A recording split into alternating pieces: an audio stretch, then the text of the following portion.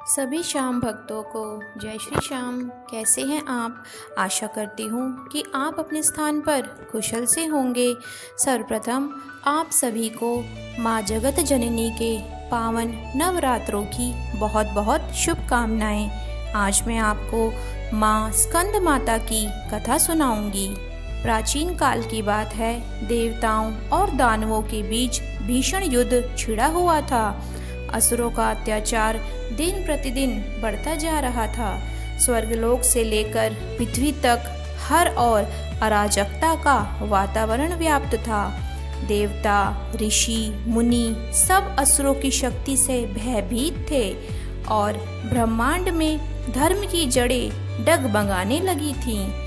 इसी समय देवताओं ने महादेव और माता पार्वती से प्रार्थना की, हे महादेव, हे माँ, आप ही हमारे रक्षक हैं। दुष्ट तारकासुर का वध केवल आपके पुत्र द्वारा ही संभव है। कृपया हमारी रक्षा करें। यह सुनकर महादेव ध्यानमग्न हो गए।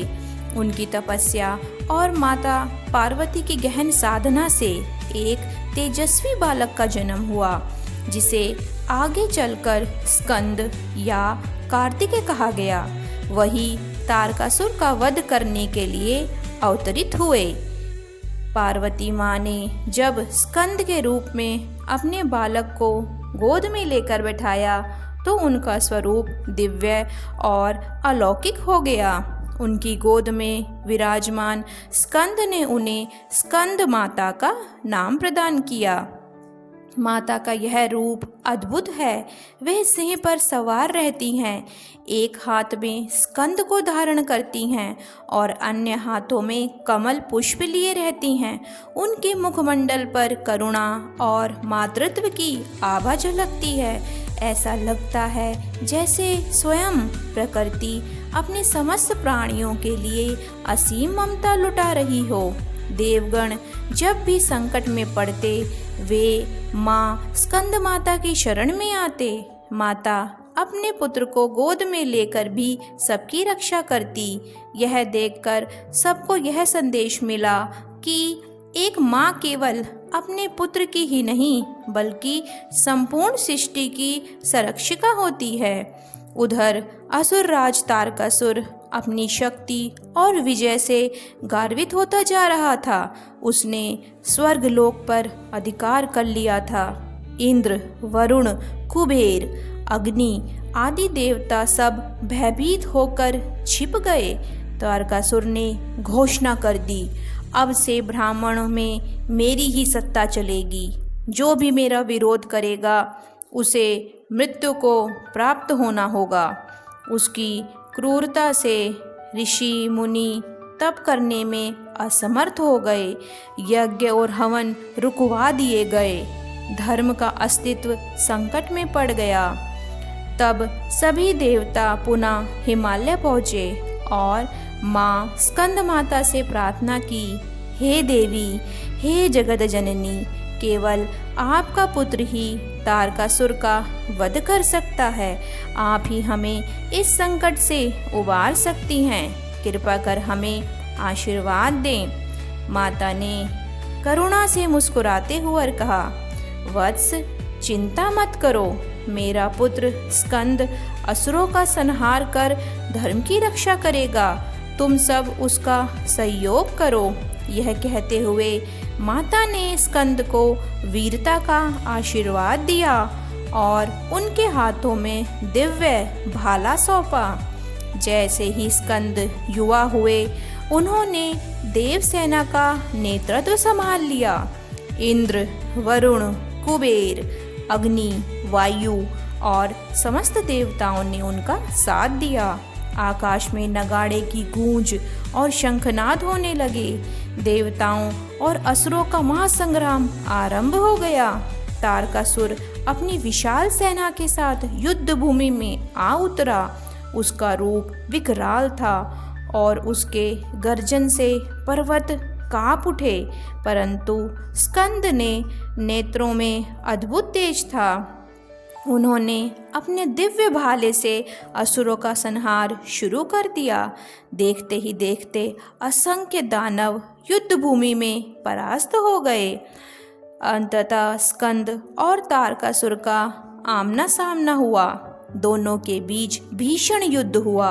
घंटों तक आकाश और धरती उनकी भिड़ंत से थरथराने लगे। अंत में स्कंद ने अपने दिव्य भाले से तारकासुर का वध कर दिया। तारकासुर के वध से देवताओं और ऋषियों में हर्ष की लहर दौड़ गई। आकाश से पुष्पों की वर्षा होने लगी। सब ने स्कंद माता और स्कंद की स्तुति की। धर्म की स्थापना हुई और यज्ञ पुनः आरंभ हो गए।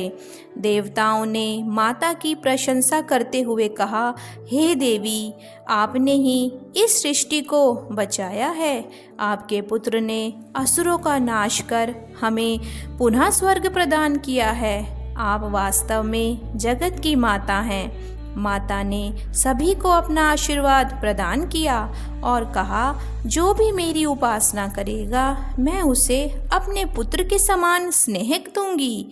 उनकी सभी मनोकामनाएं पूर्ण होंगी और उनके जीवन से भय व दुख मिट जाएगा।